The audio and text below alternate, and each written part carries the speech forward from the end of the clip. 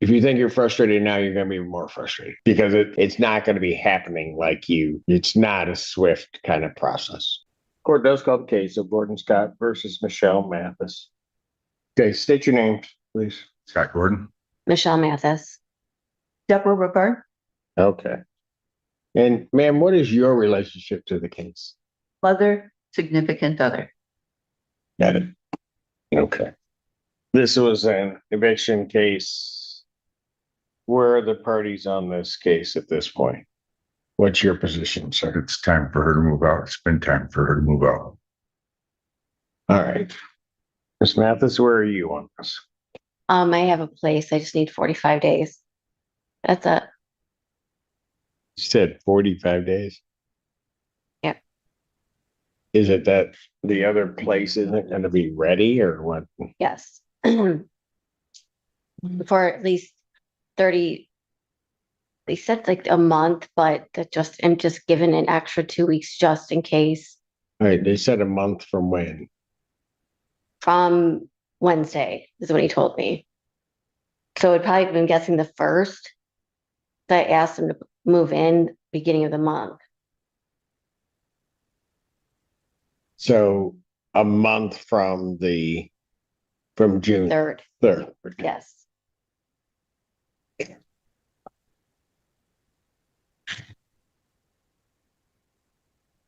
Who's in the home right now?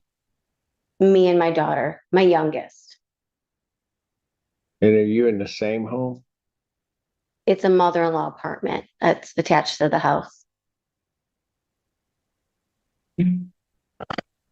Describe this for me again. So there's the main house, and then there's a mother-in-law suite or Correct. pardon? I said correct. Okay. The original owner had his mother move in, and he put a little addition for her bedroom. Got it. And you occupy that portion? Correct. Are there common areas that the parties share or no? Yes. Yes. Like what? The kitchen. Laundry room. I'm sorry, what did you say? Laundry room too. Kitchen and laundry room. And those are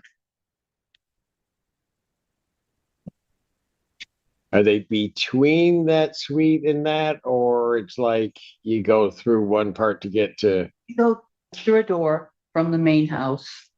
Okay. And then there's the kitchen, dining room, living room, bedroom, upstairs loft. Got it.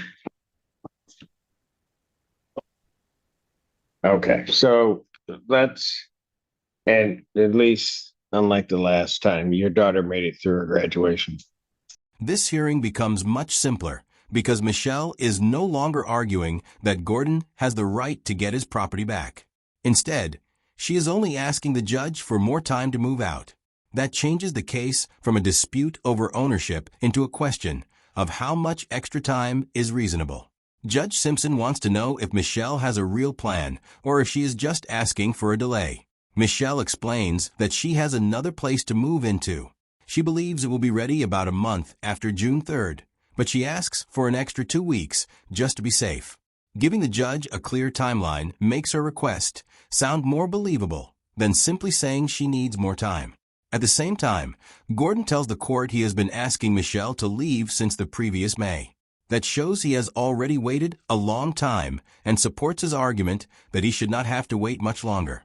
Judge Simpson also points out that things have changed since the last hearing. Before, Michelle had not agreed to leave. Now she does.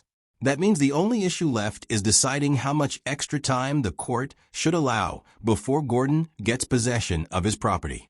Would you have given Michelle the full 45 days? I'm assuming, Mr. Gordon, you're not willing to give that period in that 30 days. I mean, we started asking last May. I know, but I'm here right now. I know. I would prefer not. It's not like it's prison or jail time, but personally, I've had enough. I've been fairly. Okay, so here's here's the practical reality. Today's the 5th, right? Yes. Yes, Your Honor. If I gave you a standard judgment, which I'd be disinclined to do, but let's say I would give at least an additional week. So if I gave you a judgment today, the move out date is the 15th, right? I would probably give a week, but I'd have to go to the 22nd because there's a holiday in there. So it would be the 22nd. At that point, you'd have to come down to the court,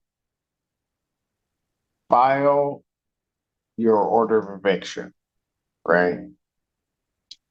Pay your $15, file your order of eviction, and then schedule the posting of that by a court officer. Okay.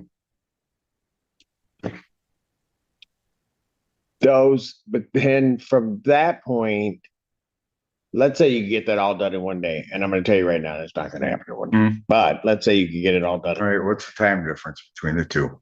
You would then, so let's say they posted it that day, they could not even evict effectively until the 25th. Okay. Okay. And then and when I say that, let's say she's got stuff in there, you have to schedule somebody to move the stuff out, schedule and pay for somebody to move the stuff out. And it's got to be taken. I don't know how far you are from the edge of, is it Platte Road? I don't know how far you are from the edge of Platte Road, but everything's got to be taken to the edge of the curb. So you're going to have to pay somebody to do that, right? So the 25th is ideally the earliest it could happen in any event. Ideally, not ideally, but just based on practice, what I know doing this forever, that you're probably really looking at the 30th before. Judge Simpson explains that winning an eviction case is only the first step. Even if Gordon wins today, getting the property back does not happen immediately. There are still several legal steps that must be completed. The court must set a move-out date. An eviction order must be filed. A court officer has to serve or post a notice. And only then can the eviction be carried out if Michelle does not leave on her own. The judge also reminds Gordon that an eviction can cost money. He may have to pay movers, and if Michelle leaves belongings behind, he could also have to pay to remove and dispose of them. This changes the situation for both sides. Gordon may win the case, but he still has to deal with delays and extra expenses. Michelle also realizes that the court is unlikely to give her the full 45 days she requested. Judge Simpson estimates that even if Gordon wins immediately, the eviction process would probably not happen until around June 25th or even June 30th. That realistic timeline gives both sides a reason to reach a practical agreement instead of continuing to argue. The judge is not refusing to give Gordon his property back. He is simply explaining that the legal process takes time and cannot be rushed. Did you notice how Judge Simpson used the eviction process itself to encourage a fair compromise? And the other, like I said, outside of that, the expense, because you're going to have to pay to have somebody move it. You can't just take anything that's there off the property. You have to move it to the curb. And then somebody's going to have to come along and move it from the curb. And so likely you're then going to get charged by Pittsfield for the moving of that stuff off the curb, because it's probably not going to occur on your garbage day or as you arranged by whoever's picking up out there now. Okay, so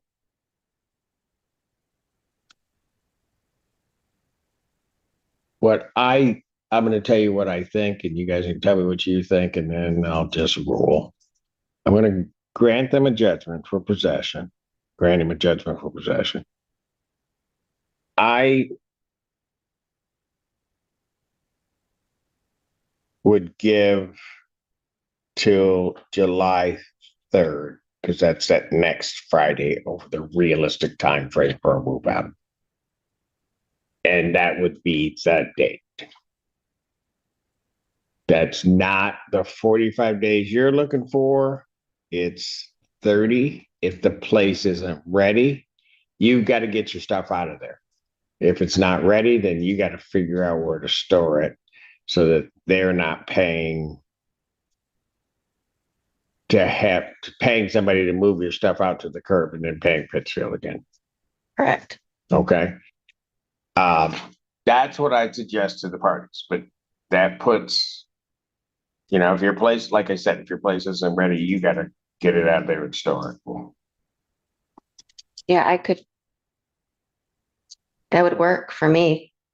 And if it doesn't happen, what recourse do I have if we're talking about July 4th and we're still dealing with this?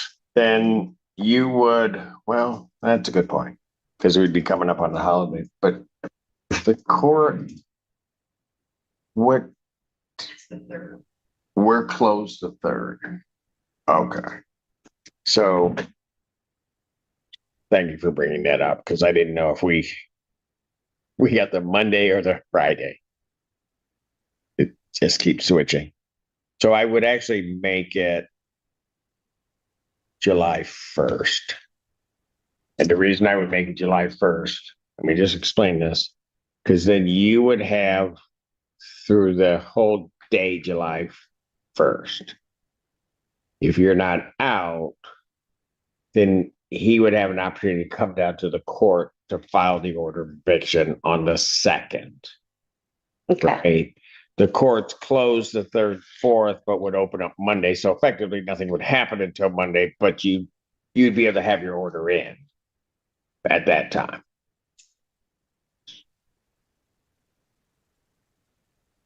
I'm okay with that.